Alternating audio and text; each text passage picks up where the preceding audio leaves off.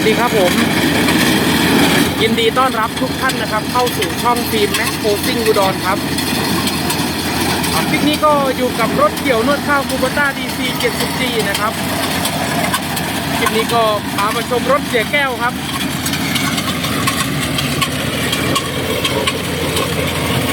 โอ้ฝนก็จะตกครับผม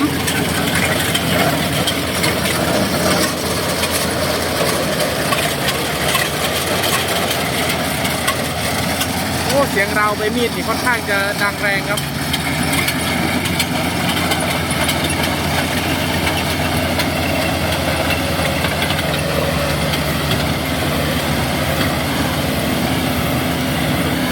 เสียแก้วก็ออกลุยนาปังครับผมปีนี้มาลุยเกี่ยวเข้านาปังครับ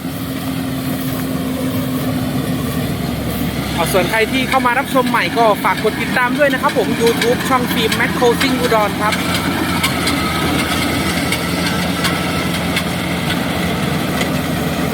เร็วๆลูกพี่เร็วๆโอ้ยฝนจะมาแล้วนุ่นฝนมาแล้วฝนมาแล้ว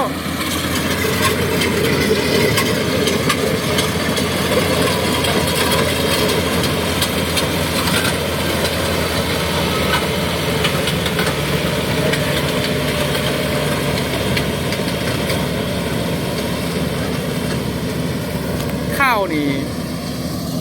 ข้าวไม่ดีนะครับนี่เป็นข้าวพันธุ์อะไรก็ไม่รู้ครับเหมือนจะเป็นทำเป็นข้าวคอนโดครับจะมีที่ต้นเตี้ยๆก็มีนะครับอ๋อมีสมุนครับรอไล่หนูหรือเปล่า 2 ตัว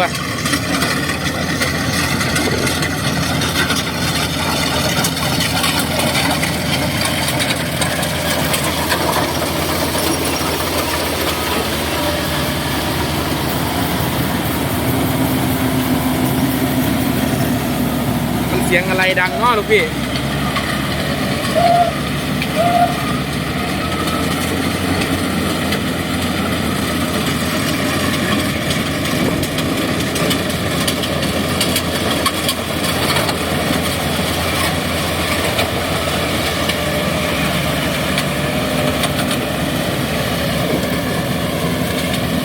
น่าจะเสียงลูกปืนพอเกอร์นะครับน่าเสียงลูกปืนพอเกอร์ดังเอารถเกี่ยวใครเนาะมานู่นลากมาจอดนู่นแล้วครับอยู่นี่ก็อีก2ครับด้านในนู่นอยู่นี่2แล้วก็เสียแก้ว3คันนี้แล้วก็4คันนู้นรถใครเนาะนี่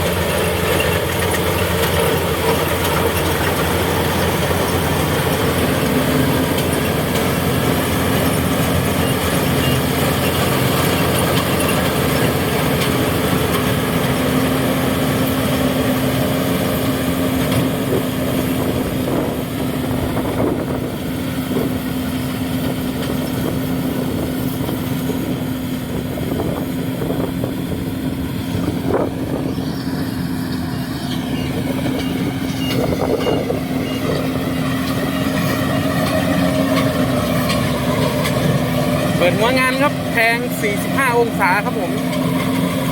นี่ก็จะเปิดประมาณ1 ตรงนะครับแล้วก็เบี่ยงซ้ายออก45 องศาแล้วก็ยิงอีกทีหนึ่งนะครับนี่ครับก็เป็นอันว่าเปิดหัวงานเปิดออกเปิดมุมเรียบร้อยครับ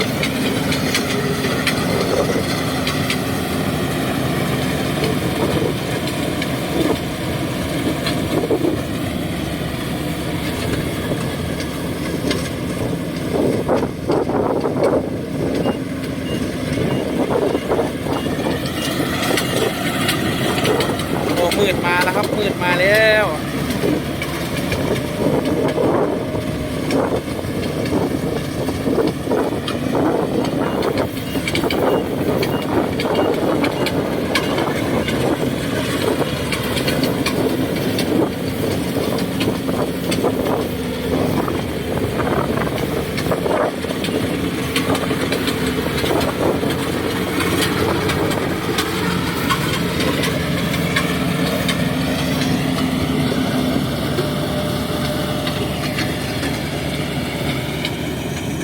มาแล้วครับ2 คันนั้นก็เกี่ยวด้านในเสร็จแล้วโอ้ยฝนก็จะมาครับไม่เหลือแน่นอนครับนี่มาแบบนี้นี่เร็ว3 คันนุ่น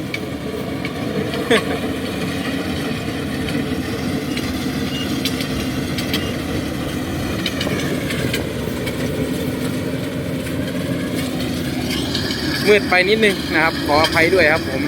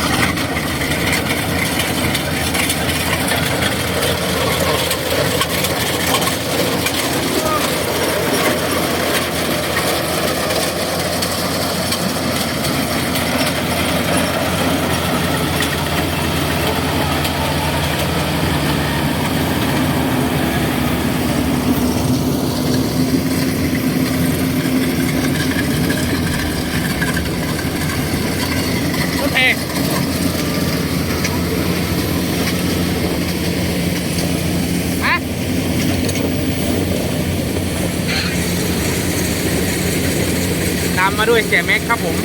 3 คันนี้นะครับใช้เกลียวดันช่างจีทั้งหมดเลย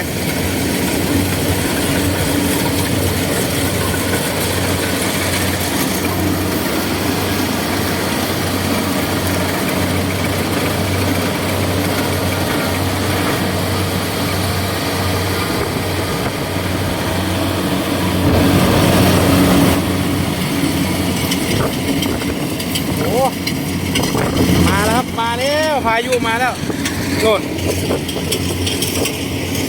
ลมมาอย่างแรงแล้วครับผม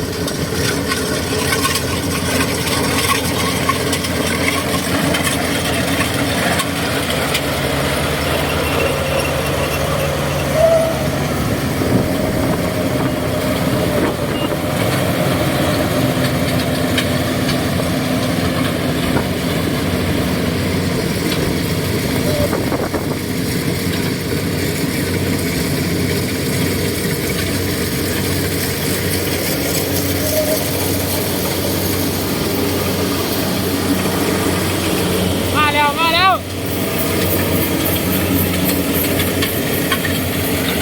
เร็วเร็ว